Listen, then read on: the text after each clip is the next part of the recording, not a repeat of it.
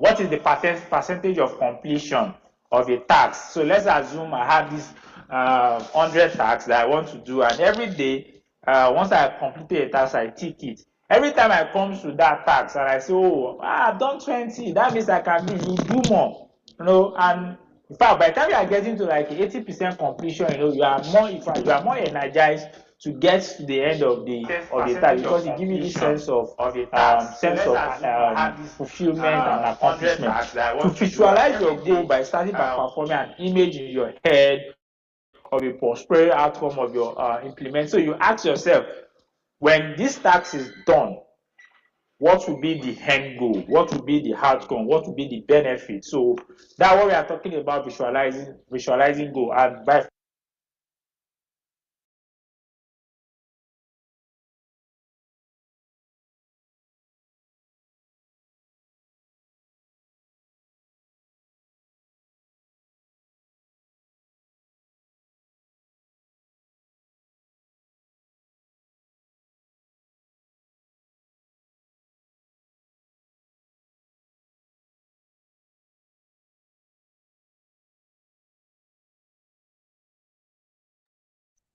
One minute to go. We should be able to start in the next 1 minute.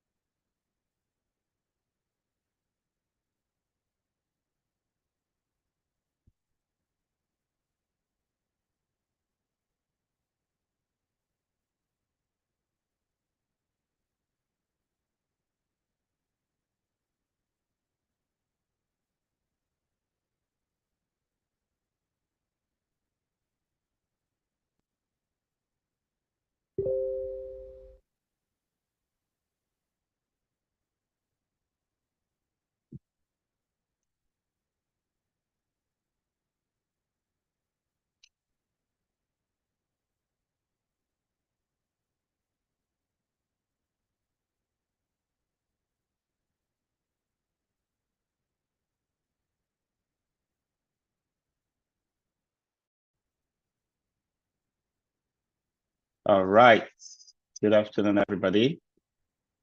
You're all welcome to the launch hour for this week. If you have anyone trying to join and the seat in this room is filled up, the link for the YouTube channel, I'm also going to drop that here so that you can share that with others. Dropping the link for the YouTube live on this chat as well, so that should you have others who are not able to come in here, maybe they came in late and the seats are all taken, they can come into YouTube and participate. What you've been receiving so far is the prelude. It's a prelude to today's session. It's clips from our previous sessions. We do that so that you can get a sense of the quality we put out on a weekly basis, and all of these are available on our YouTube channel. Just go to YouTube and go to Max-Migold channel, and you'll find a lot of content, amazing content on facility management, workplace productivity, soft skills, desktop skills that we have put out there that you can all benefit from. So you can spend the whole of a week just watching and listening to content on Max-Migold channel, and you will still not be exhausted with the wealth of knowledge that's been laid out there for you to benefit absolutely free. As we start in today's session, I want to just announce to everyone that we are having another free training session this year on a very bright note as well. We have a free training session coming up on the 20th of April. Usually when we launch out our free training session, we want to be able to give out free certificates to people who are new, who have not experienced FM training with us in the past, who probably work in FM but have not been able to afford our FM qualification, which is the standard qualification for facility management currently available in Nigeria right now. We want to give you an opportunity to have a taste of the kind of content, the kind of skills you can acquire by coming into facility management. And we also try to target people who are a bit, lost in their career. They are not making progress. They are not sure of where they belong. They are not making, career advancements, and they are wondering if FM will be an opportunity for them to switch and change and grow. That session is open for all of you. So on the 20th of April, we are inviting you, invite everyone you know. Just go to freetraining.maxmigold.com. I'm putting the message out as well. The website, freetraining.maxmigold.com. Just go there. Fill the enrollment for the free training, and you'll be admitted on that day. We're going to have a hybrid session on the 20th of April. We're going to have people coming live. Those who come in on time, the first 100 will be admitted into the physical training where I'll personally lead the sessions, and then we're going to have 1,000 slots available for the online. So we have 100 physical seats for a whole day, 10 o'clock to 4 p.m. And then we have 1,000 seats online to join by Zoom, Teams, and any other tool that we add to the package. So invite everyone fresh school leavers, experienced people who are out of work, people who work in the industry right now and are looking for a path up. The economy is so hard these days, and people who have been a bit despondent because of professional stagnation can see the light and come out of that obscurity. The FM profession is growing. It is one of the few professions that is beginning to gain acceptance in Nigeria today, and the opportunities are just increasing on a daily basis. We have trained more than 1,000 in the paid programs. We have trained up to 5,000 in the free sessions that we have. And most of those people who are taking the free sessions are funneling into the paid program, because when they have that taste, they improve at work. They know what it means to go the full 3 months of complete tutelage, a whole mindset change, and they come back and take the main course. So go to promo.facilitymanagementcourses.com, promo.facilitymanagementcourses.com, and I'm going to put that there as well. And see what offers we have, promo.facilitymanagementcourses.com. See what offers we have. The countdown has started for the May class. Admissions into the February class ended today. So anybody that's not in the February class as of today, is not in, start working towards the May class. We have a flexible payment arrangement. So don't say the amount's expensive. Start paying now. Start committing your 50, 100K now, so that at that time, in May, you would have at least covered half of it, so that when the class starts, you'll be able to resume with the class. So please take that seriously. Many people have not, thought about the kind of advantage you can get in becoming a member of the Association of Facility Management Practitioners. Some of us here are already in it, but some have not regularized their membership. So I'm also encouraging you to participate, because AFMPN has a lot of free resources and training opportunities lined up this year. So you're all welcome to do that. The website is afmpn.org. afmpn.org. So I also put that there. So if you are not an AFM PM member, just go there, afmpn.org. Click on it, register. The association has been charging just 10,000 a year for how many years now? Not increasing, not about to increase it. So take advantage of that and join the association. That's the national body for FMs in Nigeria, and we'll look forward to seeing all of you there. Okay, after that prelude, I would like to go straight into today's program. When the topic of sales came up in FM, it's almost like a surprise to many people. They're wondering, so why does facility managers need to learn about sales? But I know that those who have done the FM diploma will not be surprised because they have learned about strategic facility planning, which helps you to elevate yourself to the level of the core business, to the level of management in your organization. Every organization survives on the lifeblood of revenue, right? And if you don't care how revenue is made in your organization, because you are only focused on how to spend it, you are a loser already. That organization is already suffering because they employed you.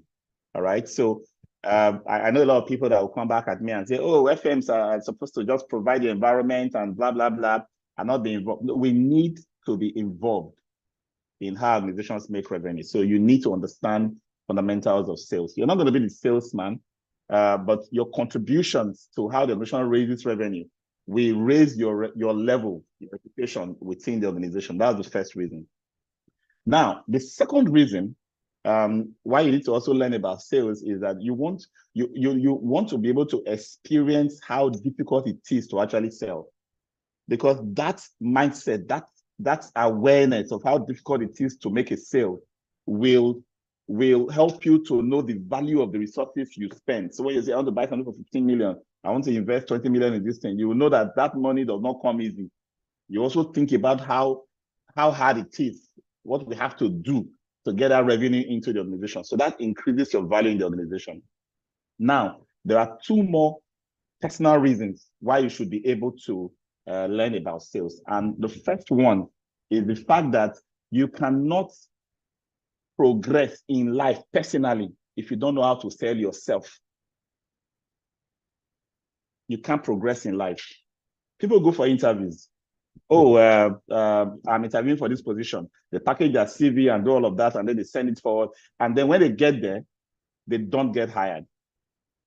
Why were they not hired? Because they were not good salespeople. So if you think that sales is for salespeople, forget it. You cannot get a job. You can't get a promotion. You cannot ask for a raise. You cannot progress at all without being a salesman. So learning sales as a skill in life will elevate you on the path, whatever path you have chosen for yourself. And finally, everyone who does not become good in sales end up a poor man. That's the difference between a poor man and a rich man in life. So I've just given you the example of someone who's not able to sell himself, to get employed, to get a raise. When they are looking for who to sack, you are the first to come to mind because you don't appeal. That's a loser by definition. So when I hear people say, I'm not a salesperson, I'm not good in sales, I don't want any sales job, I'm not going to bother myself with sales, I'll just be focusing on what I love doing. That is the definition of a loser. And to be honest with you, if you don't know how to sell, you can't become anything. Okay? So although the definition of a sale is simply enough, the process of turning someone into a buyer, it can be more complex than that, right? We're going to look at the fact that in the modern world of business, it's useless to be a creative, original thinker unless you can also sell what you create. So in essence, I'm a producer, but I can't sell what I produce. And what you produce could be skill.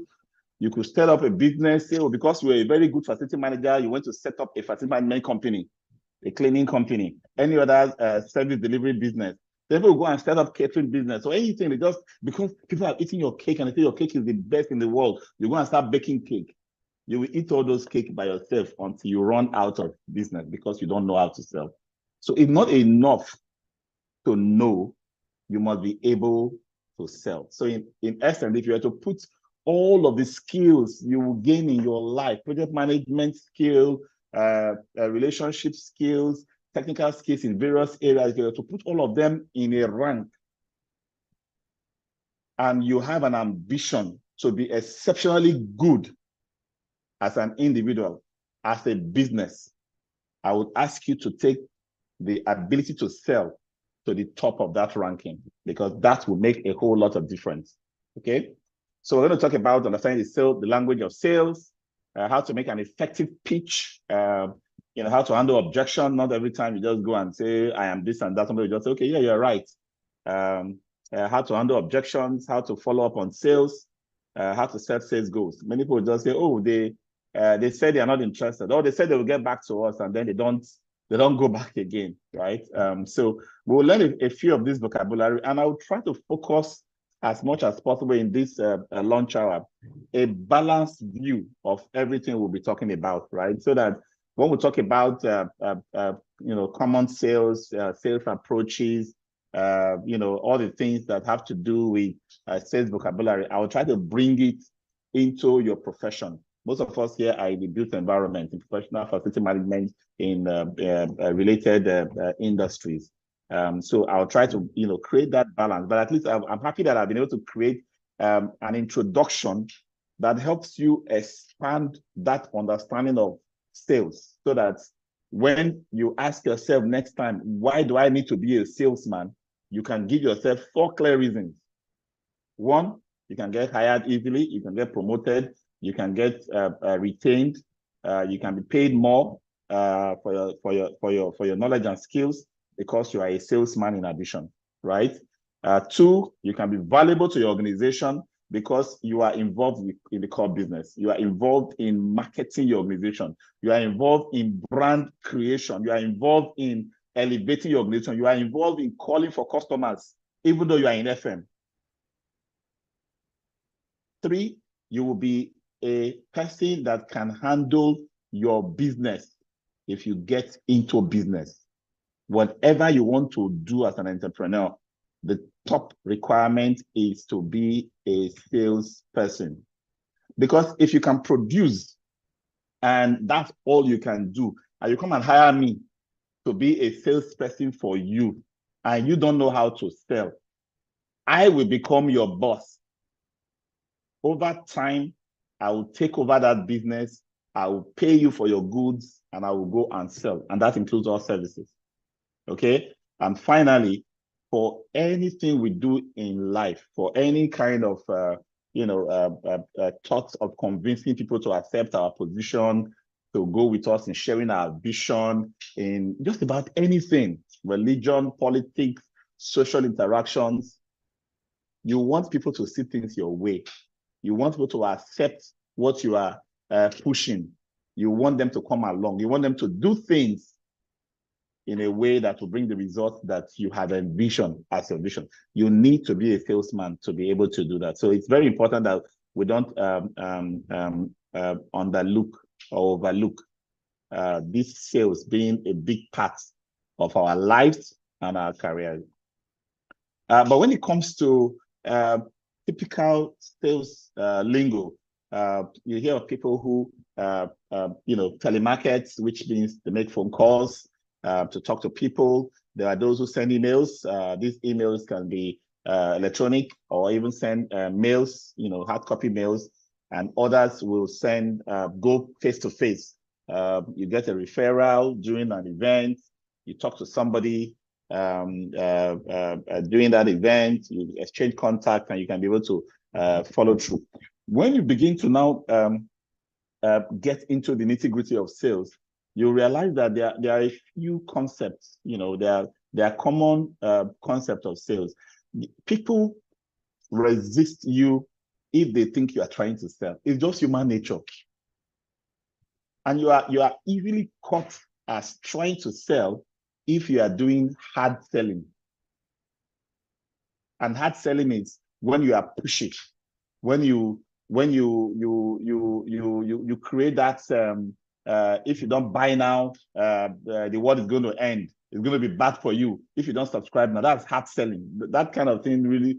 Oh, so what does this guy think I am? Does he think I'm an idiot? Right? The best approach will be consultative approach. Consultative approach brings you in as a friend, a solution provider.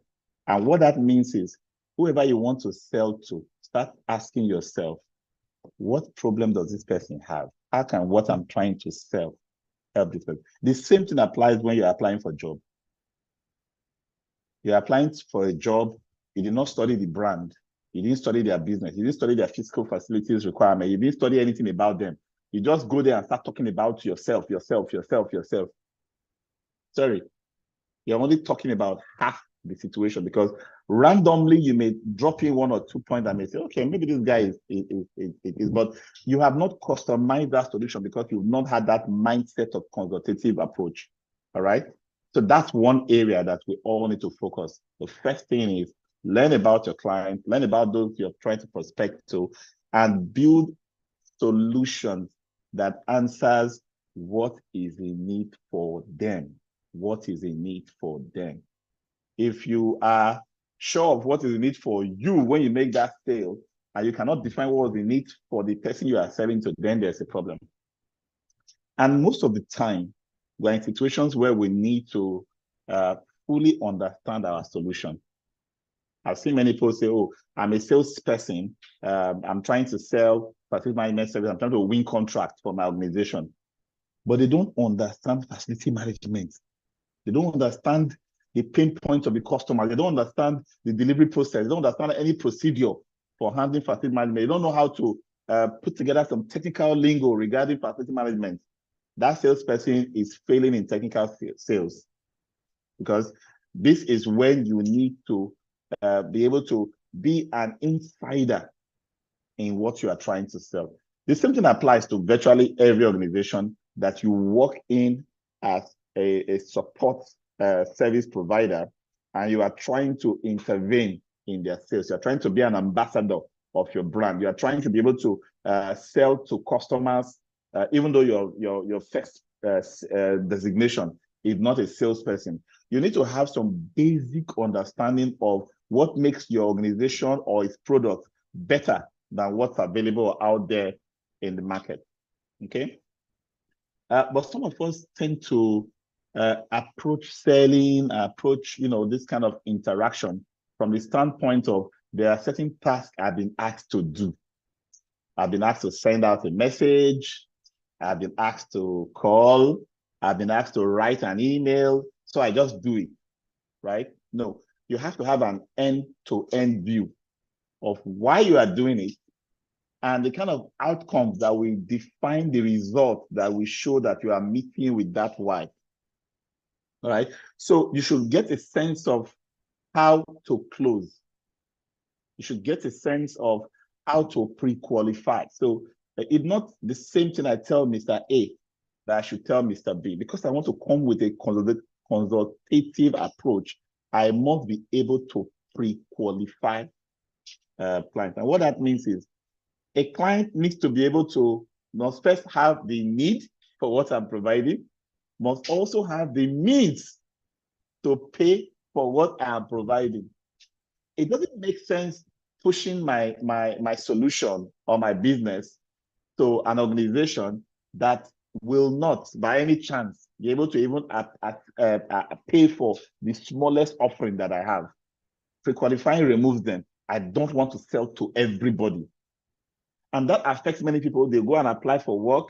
They've not studied the organization. They get there and start complaining about how there were no standards and systems. There were no processes in place. They asked me to do A and B. They asked me to do things that are not in my job description. The job was difficult. The environment was tough.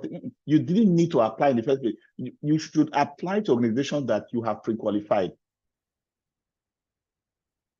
If I go in there, can they even pay the salary I'm asking? Do they have the kind of environment I can work in? No, don't apply. Don't waste your time. The same thing with sales. You don't go. You first of all know that they can.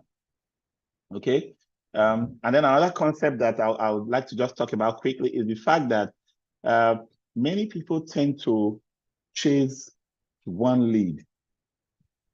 When I ask somebody who's looking for work, for example, he has applied to 3 companies or 4 or 5, and one has invited him for interview.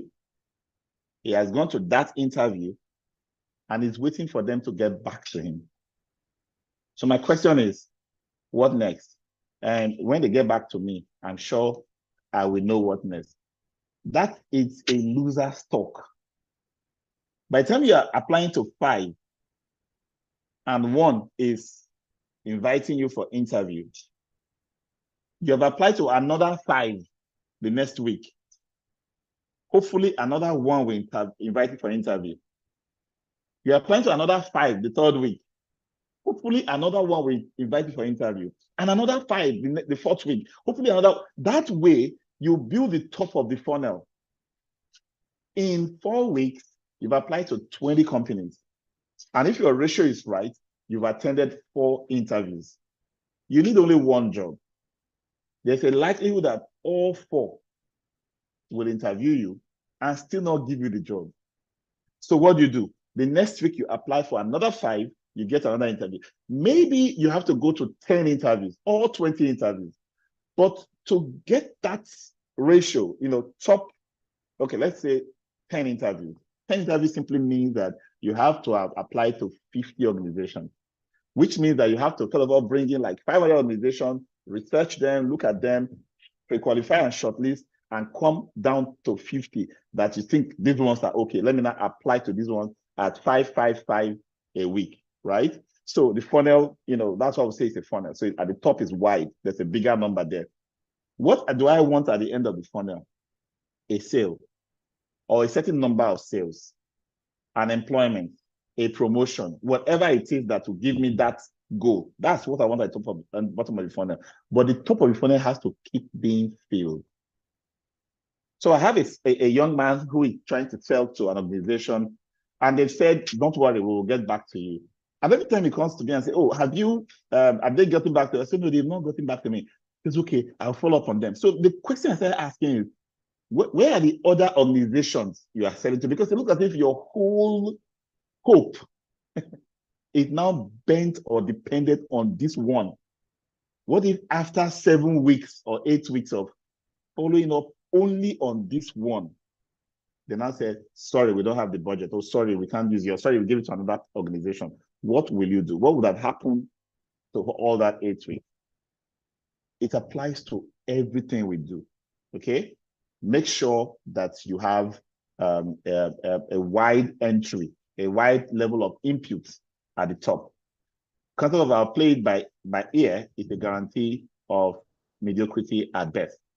This basically says, don't take things for granted. Don't just wait and hope for the best, right? Make the effort, reach out, okay?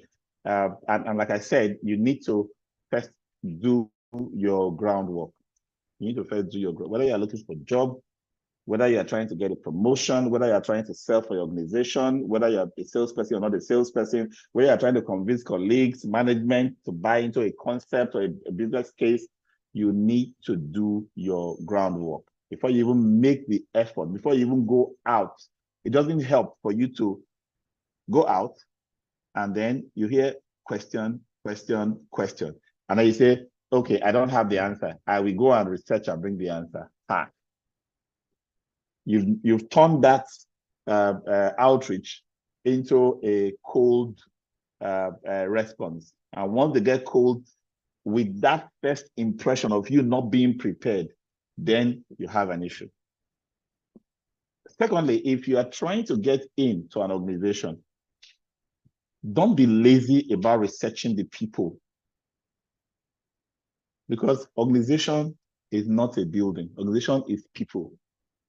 If you are trying to break in, find a way to worm your way gently into the minds of people that you have pre-qualified, identified, and you have reached out to. And some of you may not realize it. Just those comments you make on LinkedIn, those liking and sharing other people's posts, those nice ideas you share and others will like it and comment on it, raises your profile. It increases your visibility. So by the time you send a connection request to a HR manager or to an organization that you're trying to sell to, by the time they see the name, there is something that familiarity does. I've seen this guy's contact before. It was, I mean, I've seen this guy's comment before. It is valuable. Let me accept it, you know, and then your foot in the door is created. Okay. It's very important that we have that way to get a foot in the door. Finding many more things than you might be planning to sell to them. The more you can do for a client, the more you will be seen as a valuable partner. This also applies to people getting into organizations for jobs. You applied for digital marketer, and then, but you also have a little bit of HTML websites and coding skills, or you have a bit of video editing skills in addition to that. So you are looking at, they're going to be weighing the other benefits you bring on board. And that's one thing about salespeople, because you understand the organization. You tend to create a bundle of side attractions in addition to the main pitch that you are making, and you can sell because sometimes you can sell because of the add-on that you are bringing on board. Think about the biggest salespeople in the world. They'll come with a product. When they sell that product, when they make that pitch and that sales, you read it. You now say, if you buy it, you have 60-day money back guarantee. If that's not enough, we're going to give you these 4 other add-ons. Sometimes only one out of those 4 other add-ons is what the entire money you are paying for that product that was the main sale to you, because something there is going to solve a need, a problem that you have that you didn't think about before, right? So that becomes an opportunity for them to make that sale, just by having those nice to have add-ons, which to a large extent, they probably have not even figured out who might need it specifically in the people they are targeting, why they are selling the particular product they are trying to sell or service. So you might be able to act as a consultant to a client, providing information about the latest developments in your field. In the case of facility management, for example, clients who are building, clients who are developing, buying properties, renovating them, just being able to advise them on the best way to wire for proper partitioning of billing for tenants, for example, the right way to manage piping for certain kind of solutions they are trying to create, some technologies that are not so expensive for controlling users and property owners, their interaction within the estate. Just providing those kind of advice during the development stage can make you a valuable member of that organization. So when it's time to now give you the business that you are there to sell, it is almost a no-brainer. It becomes easy to give you what exactly you are trying to do. So that training for them, that consultancy for them helps. Financing is also a big issue nowadays. Many people just say no, mostly because they don't have the money right now. It's a nice to have or something they really want, but they don't have the means, right? So what options? Can you create a third-party financing bridge for them? Can you create a flexible payment arrangement for them? These things are also very helpful, because once you can have a commitment, a foot in the door, a sale has been made.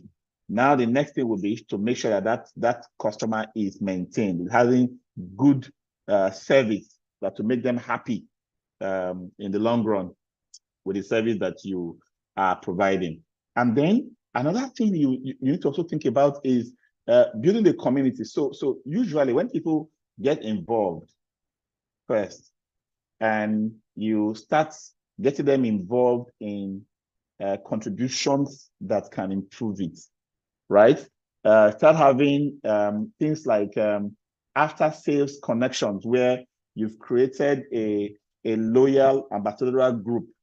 They are chipping in advice to you. You are dropping goodies, freebies every now and then. you are helping them continue to get value from what they got from you the first time, it will become easy for them to become your ambassadors, trying to put other people into your sales network. Is very important. And then when you have opportunities within your client organizations, those who are already there, to recommend good people from your network to work for them, don't pass on it. Don't pass on it, because once you are able to connect somebody who was looking for a job to a job, that person is grateful for that connection. The person who employed it also thanks you for the low or free cost of recruitment that you have provided. But then you now have an ambassador, a loyal ambassador.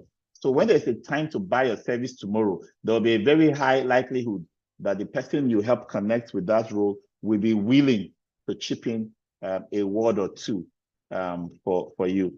Providing solutions is a matter of finding ways to address the problems identified through the questions you ask a client. Always find out as much as possible what the issues your clients are having.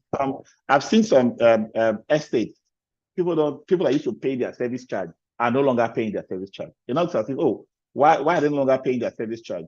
Nobody's able to trace it back to the problems that they had, the issues that they had, the things that nobody cared to, solve. Those pains can make them to become disloyal, become uncommitted. It starts becoming difficult to handle. So beyond the solving of problems to get them to buy your service as a solution to initial problems, you also need to see how problems can be created by the adoption of your service or your product. Okay.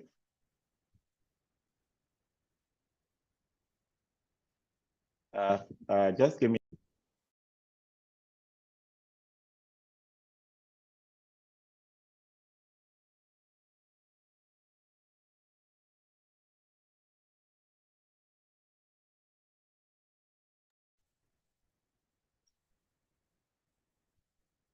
Okay, begin at the beginning and go on till you come to the end, then stop. All right, so don't give up. Don't say somebody resisted, didn't receive you well. You might have come up wrong in your first approach, but it's important to be conscious about how you are perceived in your first encounter. How you're perceiving your first encounter. Don't be snobbish or arrogant. Don't be too humble either. Don't be too cheap appearing when you are trying to sell something that is valuable, because some people just write you up without you knowing that it's your attempt to be simple and unimposing that led them to just see you as not qualified, not good enough for what you're bringing on board. And that's why sometimes when I see people who have not gone abroad are speaking Fone, I don't blame them. When they are speaking Fone, they have not gone abroad, I don't blame them. We're in an environment where people tend to value, things that are sophisticated looking, so don't overdo the humility when it comes to making a first impression, but don't bring yourself down, as well. So think about, how you speak, your facial expression. Sometimes, especially those of us who would do most of our interactions on phone, behind the scenes, you may think that your posture, your facial expression, the tone of your voice, when the person is not in front of you, does not matter. It definitely matters. It definitely matters. The kind of confidence that you exude in your conversation, even inside a phone, it comes out, on the other end. So if you think that, oh, I can lie inside the bed, cover myself with a duvet, and be asking, making calls, and sound confident while I'm there, no, it won't work.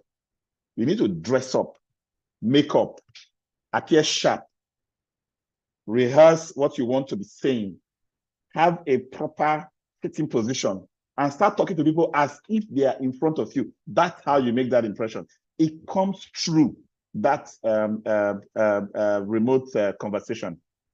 Okay, how you greet, how you introduce your product. So we have, for those of us who have done the FM diploma, you have been taught the mean 30 seconds. You have been taught the concept of power statement. You have been taught about how to make, very strong first comments or statements about yourself that presents you. And when we do our CV reviews in the program, we have the introduction section. We have how to structure your introductory or profile summary, or how to structure your cover letter, because all of those things put a good impression of you ahead of you before you even get the chance to be invited to make a statement, okay? And then for many, you were referred. Don't always take it for granted that because you were referred, it is a done deal. No.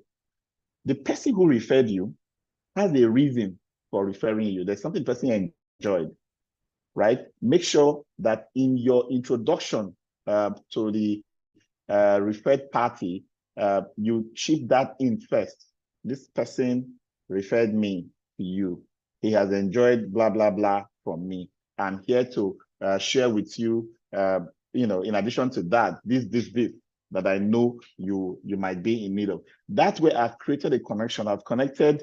I'm not just calling you because, I just picked up your number, right? So that's one. Then there's credibility because I'm connected to someone that you already trust. And then the third thing is that I'm establishing that the person referred me to you because of ABC the person has enjoyed from me. So even if you don't exactly need what that person has enjoyed from me, by the time I now tell you all that I'm offering, you will pick what you need. You will identify what is the need for you from my approach. The key to being a professional salesperson is not to sound like one. Just forget about it. Not to sound like, and I said it at the beginning, don't make it look as if you need to make a sale. Let it be that you want to provide a solution, you want to help, you want to do something that will help that person you are trying to. That has to come out strongly. You have to have that genuine concern to solve a problem. And you cannot be doing that if you've not actually spent time to do your discovery, time to research that individual, so that you know exactly how to come. Your first impression has to fit straight with that person's requirement. Once you've made it past the opening, time to make your pitch. So when you come to make your pitch, make sure it's clear, persuasive enough, so that you are coming in with a balance of, this is what I know about you and what you need, and this is what I'm bringing. You have to understand both. And you must establish what's the need. That question, what's the need for me, from the perspective of the person you are trying to pitch it to, is very important. Very, very important. Sometimes salespeople are just overly focused on what they are given, what they want to sell, right? And that can be a put-off for many people you are trying to reach out to. Sales pitch is absolutely not a one-size-fits-all matter. It's not important. It's not really, it's really very bad to think that I can just carry a plug-and-play approach that works for this person and then, put it on other organizations and hope that they would buy my service. We do that sometimes out of ease. Sometimes we just do mass emailing. We just do, mass broadcast, right? And then the level of response is in trickles. But mass or large scale outreaches are only for awareness. They are not really sales focused. They are more marketing and publicity, right? So you need to know your goals. So when you are doing those, mass broadcasts and mass emailing and radio and TV, just know that the main goal for those is more of awareness and publicity. But when it comes to actually getting rewards, getting sales, getting revenue, or achieving and accomplishing something you are trying to buy or register for, or get into with that organization or with that client, then you need to begin to think about customization, which is the whole idea of this training, of this session. Being able to understand what you are doing for the client, what you are going to do for the client to solve the client's issues or to provide something that's valuable to the client. Okay. Outline your unique selling position. Find out what is unique about what you are trying to give. Don't be naive to think that what you are providing to the client is only you that can provide it. Don't be that naive at all. It's a very off-putting assumption or thoughts. But then that consciousness now helps you to craft out what is unique, what is important, what will meet the client's need from your solution that probably will not be available in other solutions. So whether it's reliability, special features, how available it is, convenience of use, and so on. You need to think about all of these when preparing your pitch and your outreach. Okay, so what's the need for me? That's basically what every customer wants to they want answers for, right? And so that focus must be in your mind. I've had too many interviews with employees. They just come in, and then a basic question like, what does Max-Migold do? He doesn't know. You had 2 weeks notice. You prepared yourself. You came for interview, and you don't know what the organization does. You don't even know why you are here.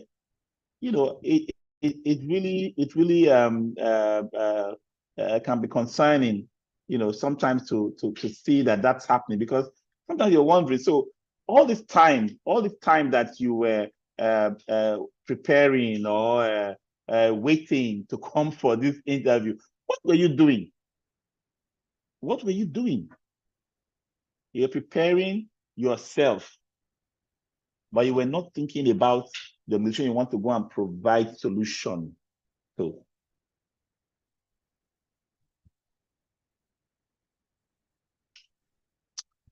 Sometimes you meet a brick wall. What you thought should have been an easy sale. If I just go there, I'll be too qualified. They will really need it. I really realize all their issues. I will win this. And then boom, you hear something, an objection. Not now. Oh, we'll get back to you. We have other options that are better. You know, different things can just pop up. The average person will just go back and record that they said no.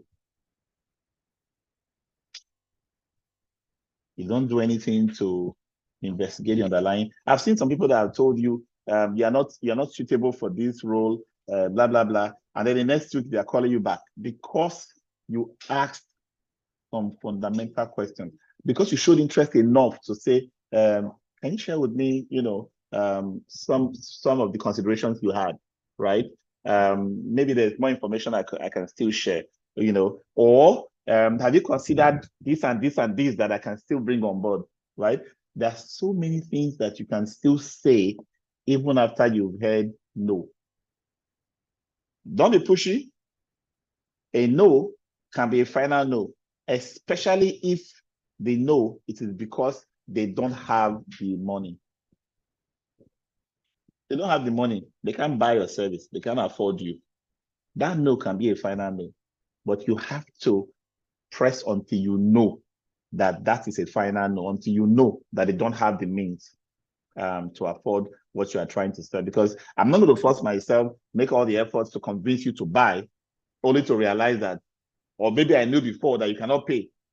Is it that I want people to be owing me and then I'll start complaining? No. I don't want to do that. I don't want to do that. Okay. So I need to be able to push to that point. Being able to push to that point is the key selling strategy, ensuring that you don't just have the first objection and then you walked away. Okay. So be sure that you have reached the point where you now know that it is a no. You must use creative ways to ask questions and get more feedback before you get to that situation. Okay. All right.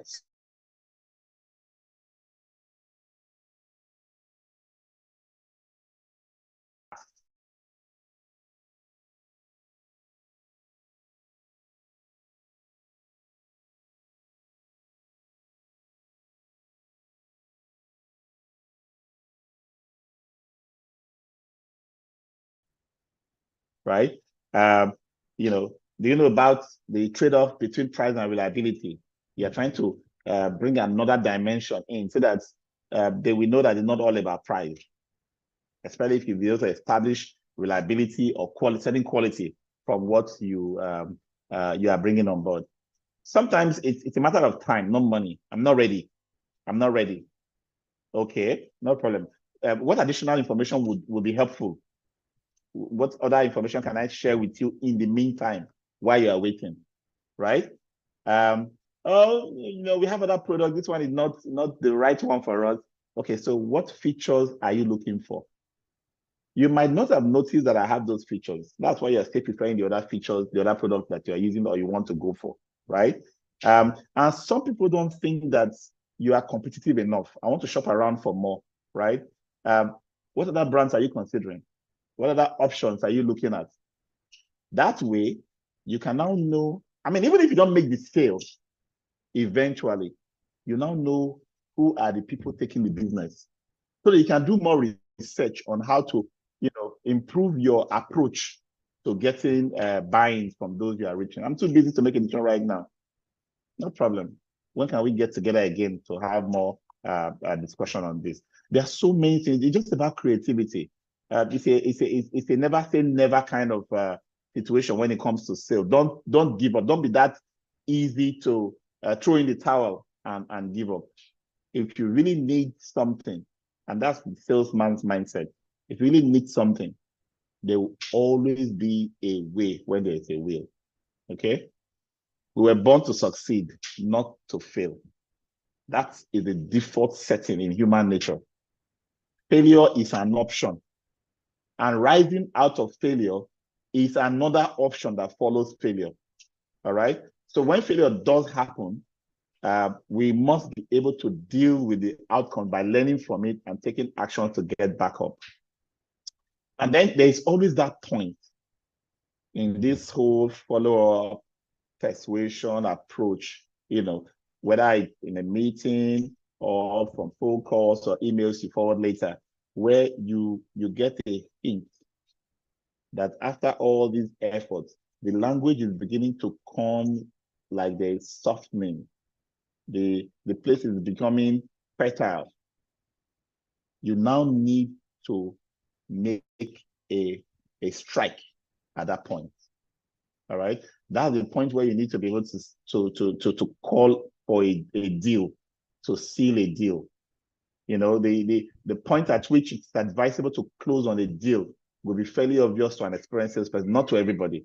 It becomes apparent usually after you have gone through a typical sales pitch, responded to the potential customer's objections and talked them around, and they have begun to give a positive impression with regards to buying, whether they do this verbally or through their body language or non-verbal comportment. At this point, you should begin to speak as though they are going to buy. Why not taking advantage of this, not talking as though they have already bought, but you are beginning to move in the direction of they are beginning to share with you the thinking that it is likely we might buy, right? So you now know it is time to pull for a close. Once you start picking up signals that it may be time to close, you can ask a confirmation question such as, how soon do you need this? If it gives you a date, and maybe second quarter, you can proceed with closing. Okay, so why don't we prepare everything down? Don't worry to make payment now. By June, you can make payment and we can provide the service, right? You can create a deal down now that doesn't commit because the person has given you a date. If you still see some objections that you need to handle first, then first deal with those objections, right? So that it doesn't look as if you are making too much assumptions when they have not truly made up their mind, right? So it's important. Actually, I don't think I want it.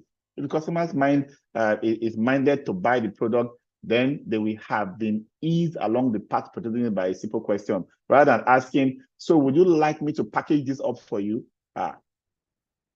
You might be overreaching yourself at that point when they are not giving you a firm commitment. So don't push for questions that gives you answers that requires yes or no responses. Making statements which pertain to where in their house the product will fit in, what time of the year or day or week this thing will be useful, who in their family might be suitable for it, and so on. Then you know that they are leading you on to make a closing, right? So you just begin to talk about the option. In Max-Migold, we'll ask you questions like, would you prefer the physical training or the virtual training? Would you like us to come and train you in your organization, or will you want to come and train at our training center? By the time we start asking those questions, we are already reaching to that point where we are, easing, working together towards that closing the deal. Okay, it's very important that we don't take anything for granted. What you can do practically and how you do things will serve you well in any sale. Best craving of human nature is the need to be appreciated. Okay, so that sale has been made. We just take for granted that, oh, this person is now is bought. There has to be that process of nurturing that person to enjoy beyond what you even promised. So for organizations that you are the service provision, you're not in the sales, or you're in sales, you're not in the service provision, there has to be a synergy so that you don't just say, we've closed, this person is now in, and then you don't leave the person. You have to nurture the relationship through that process, because the moment that person becomes someone who really enjoyed and is now really, fancying the positive thoughts from his decision, you cannot convert that person through careful relationship management to become your ambassador to get others to buy the service. It's very important.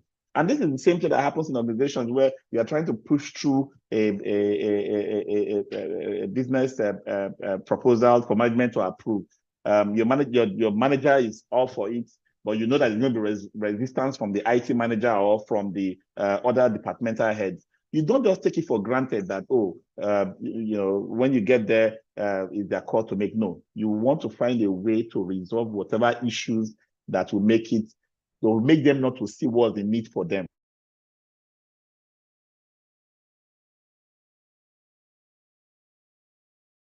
That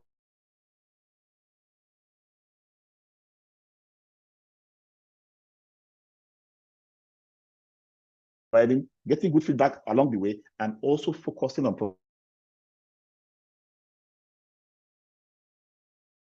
must be continuous. Okay, must be continuous. And once that relationship is continuous, when you have an upgrade, a new product, or even celebrations within the organization, and you keep your customers connected and involved, they will continue to become your ambassadors on an ongoing basis. So that's where I'm going to stop. We find no real satisfaction in life without obstacles to conquer and goals to achieve. Max-Migold. That's where I'm going to stop in today's sales fundamental. It's just an introduction to sales, a way to think about success. That's where I define today's session. And I hope you have learned something, one or two things from this. I'll be able to use the 5 minutes I have left on this program to take a question. If you have a question, please put up your hand. Let me see it on the Zoom app, and I will allow you on mute to be able to ask your question. If you are in the training, if you are in the facility management training group, you can put your question there as well. If you are not in that group where we interact and share opportunities and comments with ourselves on a regular basis, I would encourage you to be there. Facility management training group, can somebody please drop the joining link, the WhatsApp group link? Can somebody please drop it on the chat of this session, so that those who are here that might be willing to join that group for continuous interaction, if you please come in there, and you can ask questions. If you ask questions on any of these groups, the alumni group, the training group, the Telegram, the Max-Migold Telegram group, I will see the questions and I will answer them for you. Okay, I will answer them for you. So yes, some people are already coming into the FM training group. Please keep it coming. If you have questions, ask them there. The interactions are always on, always ongoing in these groups, and I'll be answering them personally throughout the week. So next week's topic is already established for the lunch hour. We have a series of workplace productivity, soft skills, so many topics already lined up on a week-to-week basis that we're going to sustain. And we encourage you to not miss any Thursday. Follow us on our social media platform and always get the link to join the 1 hour session on Thursdays, and I'm sure you will learn a thing or two. So thank you so much. I've not seen the link to, okay, yes, it's already there. Thank you, Akinlolu, for dropping the link to join the WhatsApp group. I've seen a few people have already used the link to join, and we'll keep the conversation going in that group. So have a good afternoon and a good rest of the week. See you again on Thursday. Bye-bye. And don't forget to subscribe to our YouTube channel. If you go there and you find quality content as you watch and share with your friends, encourage everyone to be subscribers so that you can always get notifications of new content. All right, have a nice day and bye-bye.